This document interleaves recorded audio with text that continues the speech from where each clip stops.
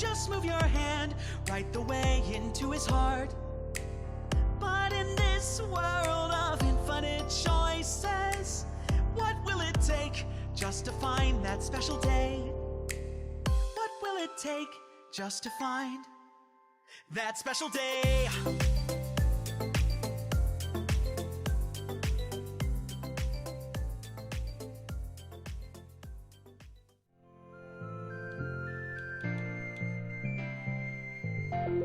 Hello everybody and welcome back to more Doki Doki Literature Club. Now we are going to complete this side story called Trust. Yes, let's begin. Trust Part 2. Got another cup of coffee. I'm ready, willing, and able to go. That's nice. Another day passes in a flash, and it's already time for the next club meeting. Although Monika should have come up with a plan for today's club tasks, she hasn't been able to shake her guilt and anxiety after reading Sayori's poem. I'm so stupid. How did I let myself become the center of attention? Hold on, I gotta close my window. I'm getting glare. Reflection.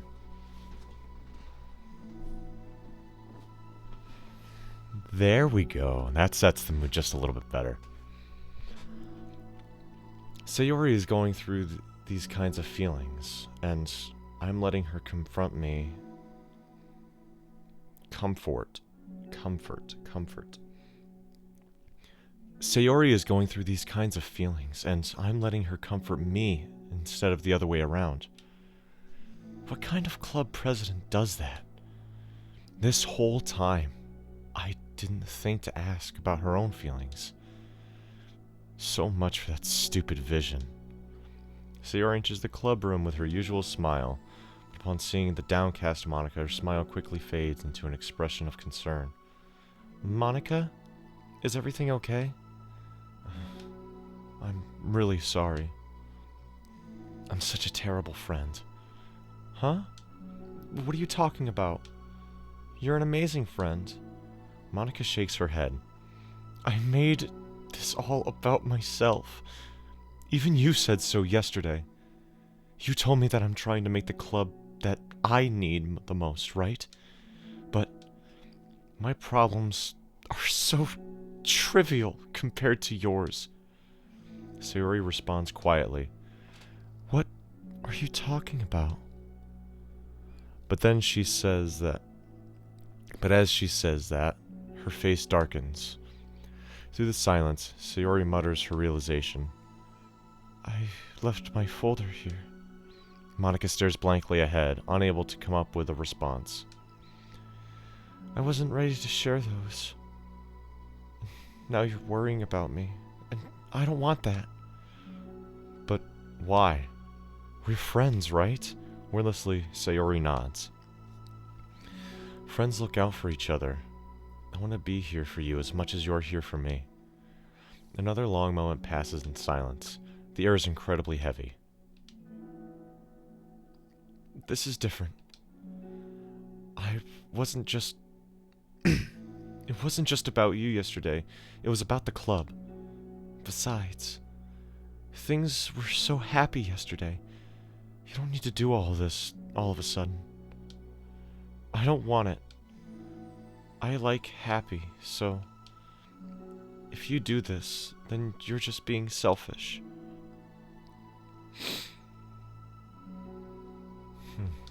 Monika massages her forehead, struggling through the frustration of such a paradox. It's understandable that Sayori isn't ready to share certain things, but as unfair as it is for Monika to pry, it's also painful for Monika to force herself to ignore the needs of her friend. I'm so sorry I looked. I disrespected your privacy. No, I don't blame you for looking. You would have at least needed to check if it was mine. Yeah. Monika takes a deep breath. Okay. I understand that you don't want me to worry, and I think I'll be able to put this aside so that we can move on. But Can you promise me something? Promise you what? Monica pauses to collect her thoughts. This is the Literature Club. It's a place where people can express themselves in ways that life normally doesn't allow them to. That's the vision. In fact, it's our vision. Right the way into your heart, or whatever. So, I just want you to promise me that you'll remember that too. It doesn't have to be right now, but I want to be there for you when you need it. I want us to be ourselves like that.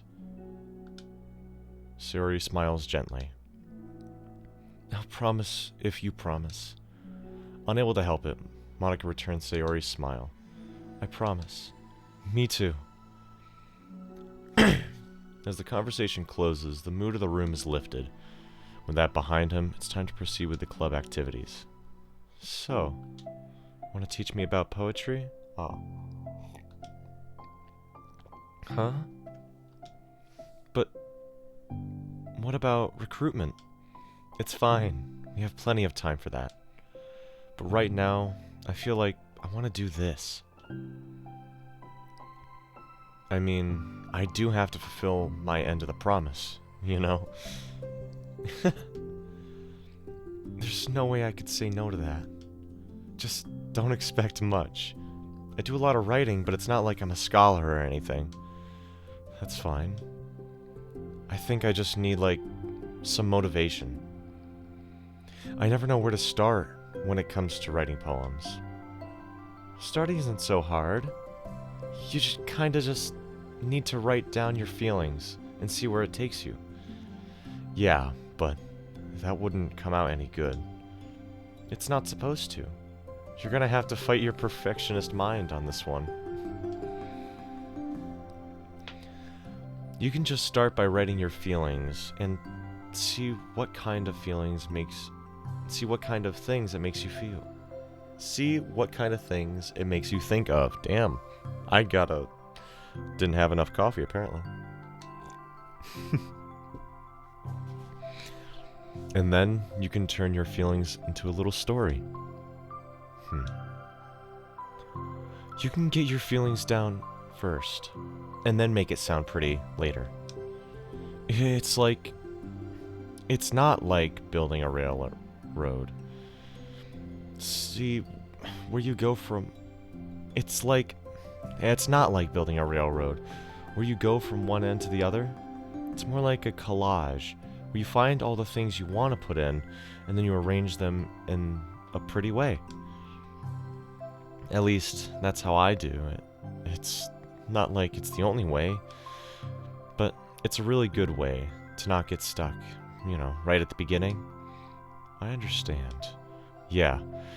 I always get so caught up in how it sounds that I forget what's actually important. Monica pulls out a pen and paper and starts writing on it. Stop being a perfectionist, you idiot. I'm just kidding. Monica scribbles out, you idiot, after she writes it down. No, keep it. What? Why? Are you calling me an idiot? Of course not. But the point is that you're not supposed to... Police? Is that what it is? Yeah. That's the right pronunciation. The point is that you're not supposed to police your feelings, right? Be as dramatic as you want. But I was just... Well... yeah. Underneath the scribble, Monica rewrites, you idiot. She stares at the paper. Her words stare back at her. It's kind of funny how I wrote that down.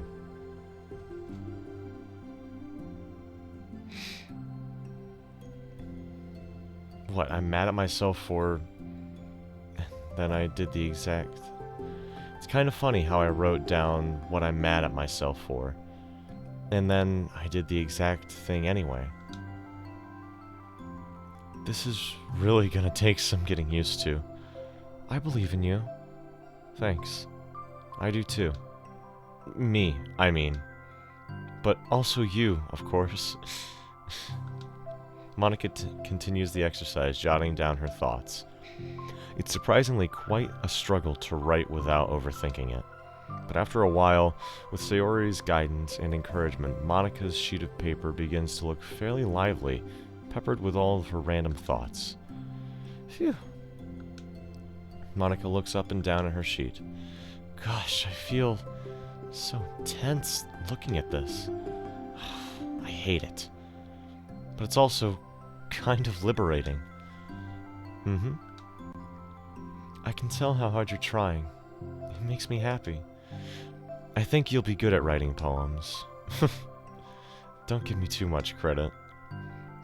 I'd have to really try. I'd have to try really, really hard at it.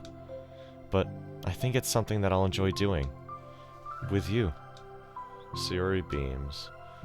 I'll stop here, but we still have some time. Let's try to work on a new flyer for the club. I won't be so picky about the language. Okay, that's nice. How much longer is this second part? It feels like the second part is just a good ending to what the first part was about.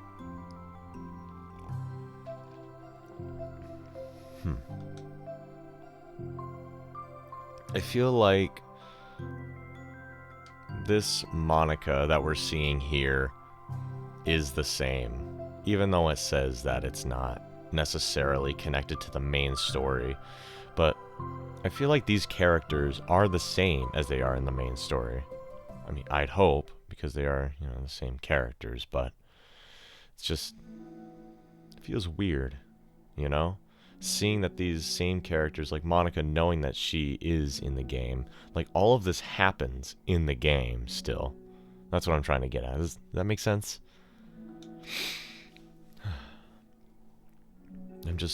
I don't know. It's weird seeing them like this, and also very familiar at the same time.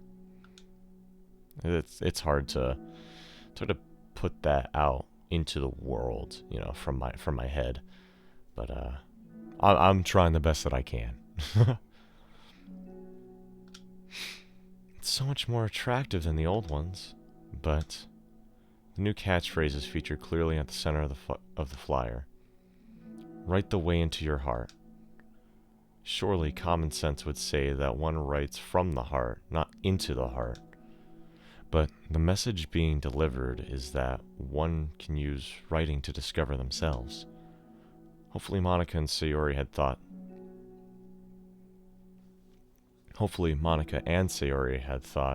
that it would be enough to garner some curiosity from students.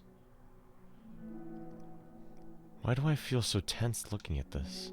Monika thinks back to the previous meeting when she performed the writing exercise. Was I always this bad at expressing myself? How am I supposed to be president if I can't even demonstrate what the club is supposed to be about? The literature club is truly beginning to take form, but with that, the weight on Monika's shoulders only becomes heavier. Debate club was always about rigid structure, formulating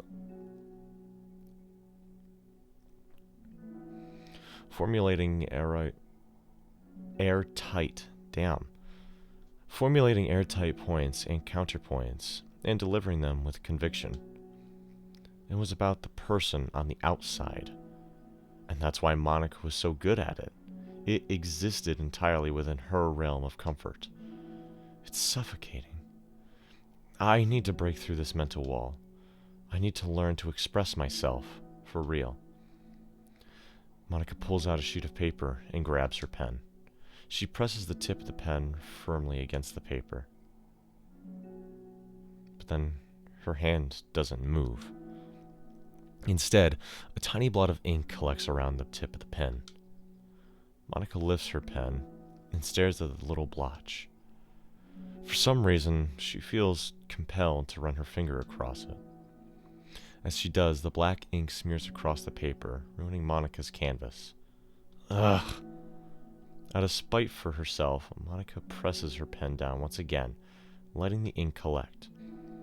She creates a second smear on the paper. Come on, Monika. Just move your hand. Monika writes, This is what I get for seeking perfection. A stain.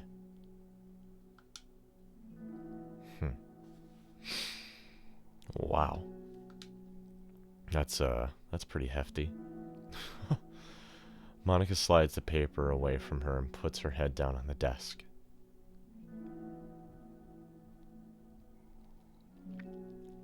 The air conditioner seems louder today. I'm here. Hi. Monica hears Sayori approach her desk and then stop for a second, probably reading the piece of paper. Then she sits down at the adjacent desk. Bad day? Mm-hmm. Me too. You too? The new flyer looks so good. You've been working hard. On the club, but also something else, I think. You know, seeing Monica in this light, getting to actually experience her personality like we don't get to do in the main game, because obviously that's the whole point of the main game, isn't it? Is we're not experiencing Monica whatsoever. But getting to actually explore her character is quite refreshing. And you know, it's rejuvenating in a way. Does that make sense?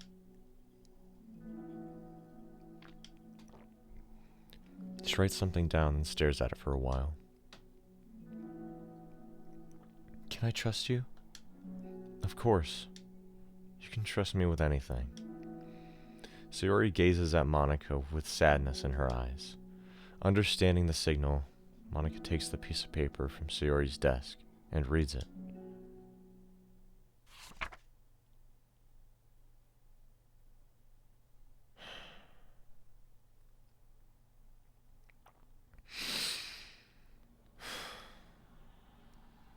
Sometimes I want to die.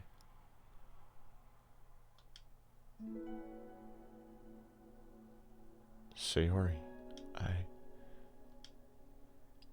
this is really, really hard for me. Her voice shakes.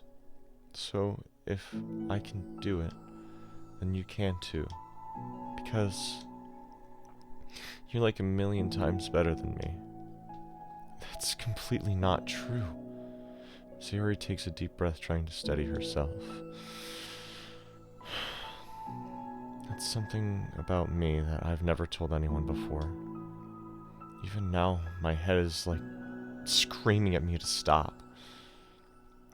Wait, you don't have to force yourself.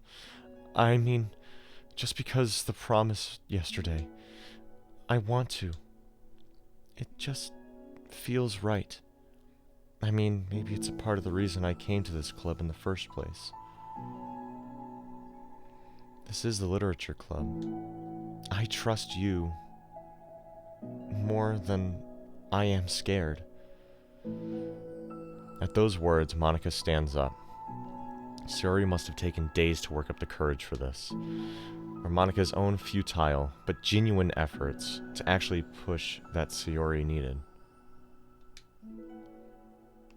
Sayori's deliberate breaths can be heard over the air conditioner.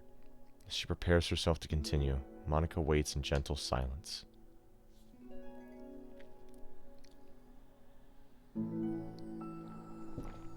I have this problem where I get really upset when people worry too much about me.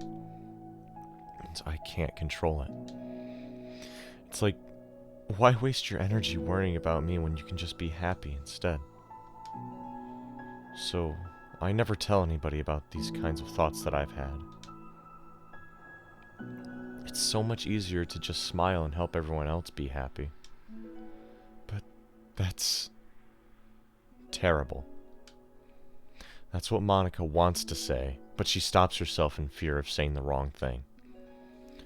It's just that if everyone knew about it, they wouldn't treat me the same anymore. Like, whenever I'm not smiling, everyone would worry about me and ask what's wrong. I know that because it used to be like that. Sayori pauses, seeming to recall something in her past. I just want everyone to be happy. That's the most important thing to me. And letting people look inside my head doesn't bring happiness to anyone. Sayori pauses again, her solemn expression making her look almost like an entirely different person. How did you find the courage to tell me this? You're not worried that I'll be one of those people too? I am worried. Part of me really hates myself for doing this. But another part of me, I think it felt like it would be different this time. Whenever we talk about the club is supposed to mean... Whenever we talk about what the club is supposed to mean, I kept feeling like it was right for me to do. Especially after you've been trying so hard to express yourself too. It just made me feel like I could say it in confidence. And our friendship doesn't have to change. It's so silly. The club is only 2 people, but it already means this much to me. Monika feels a tightening sensation in her heart, and a feeling of connection as Sayori's emotions radiate between them. Me too. I was so lost until you showed up. You're so brave, Sayori. You're so strong and brave. I don't even compare. I was gonna say comprehend. I don't even compare. Monika steps forward. But if nothing else, I can at least offer you some hug energy. If you'd like that.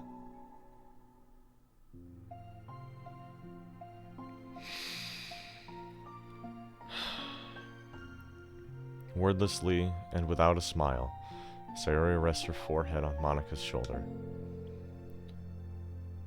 Though through their contact, Monika can almost feel the torrent of thoughts swimming through Sayori's head. And in this moment, enchanted by the air of the club, Monika realizes that all of the days that have passed, in this one where she really, really hopes that nobody new walks through the door, she speaks softly. You're like the sweetest girl I've ever met. You can say anything, and I'll never judge you. I promise. Sayori's breathing begins to quiver. She takes several deep breaths, trying as hard as she can to start speaking, to say the things that she never dared to say out loud. Finally, she speaks in a choked voice. I'm so worthless. I'm worthless, and everybody would be better off without me. She suppresses a sob as tears falls down her cheeks. I'm just an inconvenience to everyone. I'm not good at anything, and it just feels like everyone has to put up with me, and I hate it. The more Sayori speaks, the more she fails to control her voice, falling victim to the overwhelming sadness clutching at her throat and chest. I don't want to have these thoughts anymore. I want them to go away, and I'm making you put up with me, and I just want to die. As soon as Sayori loses her composure, Monika becomes determined to keep her own. She only wants to be what Sayori needs right now, so she won't let any sadness show. Her voice comes through as soft and gentle. This isn't putting up with you. It's just being your friend. Monika offers a few words of comfort. But she knows Sayori said it herself, and that the thoughts Sayori experiences are ones that don't belong, and Monika can't magically make them go away. The most she can do to help Sayori battle them, like any good friend would do. You have so much value. To me, and your other friends, too. This club wouldn't have been the same without you. I really, really mean that. You coming here was the best thing that could have ever happened. Even if we never get any other members, I would still be happy. That's what you brought here. You brought us a vision And you also brought us happiness. And that's your favorite thing to do, right? Sayori doesn't respond, but Monika feels her gently nod. No more words are needed between them. The two share their embrace a while longer, Monika letting Sayori take as much time as she needs. Once her breathing steadies and her sniffles fully cease, Sayori lifts her head and wipes her eyes. I guess I needed that. Some days are harder than others. Well, I'm here whenever you need me.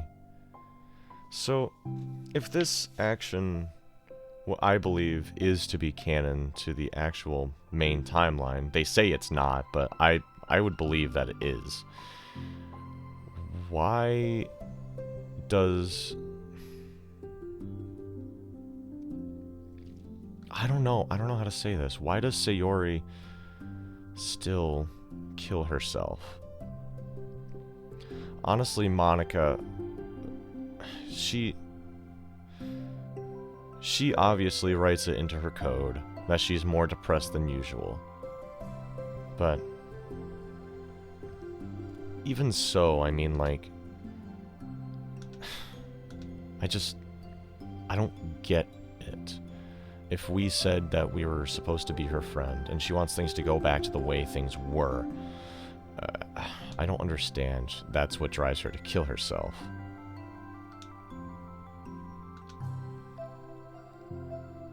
I don't get it. But, you know, I guess we're not supposed to get it in the way that her character is written. You're not supposed to understand how she feels. Or at least the majority of people aren't supposed to understand how she feels.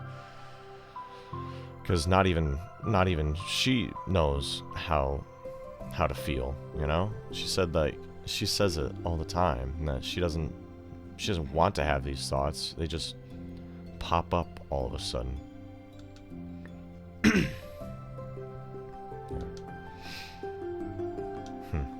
I feel that way, Sayori. How, you know, I don't feel the need to talk to any professionals in any sort of way. You know, if I'm struggling or anything like that. Just, you know, I feel that it's best to sit and let it fester for a while until it goes away. And with that part of her character, I get. It's scary. It's scary to talk to people. And I relate to her in that sort of way.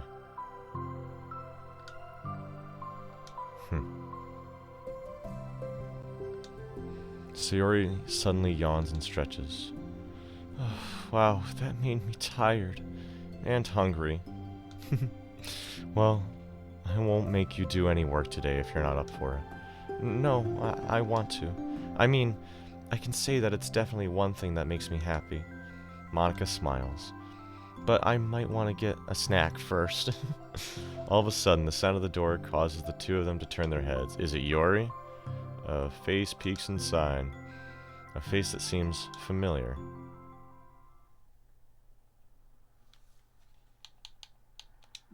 Oh, it's all connected, is it?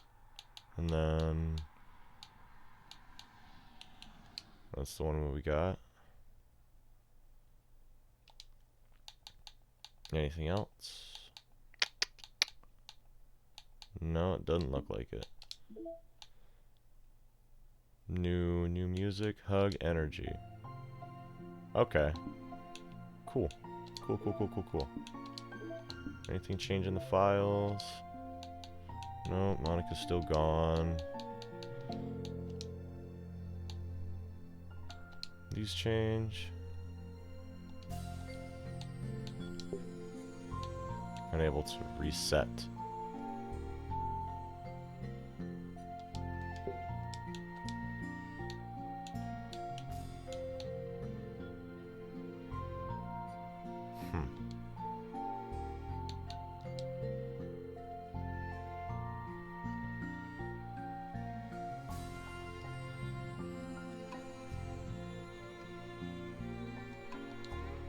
That's still the same. Can I delete that? No.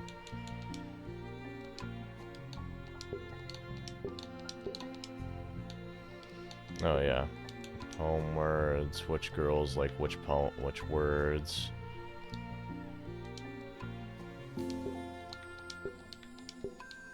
Huh. I think next week we'll go back, and then we'll see what's going on in here without Monica. Thanks for joining me this time, though. It's been nice. Just having some downtime after that complete mindfuck that the end of the game brings. But come back next week, and we'll see what's good in Doki Doki Literature Club. Thanks for watching.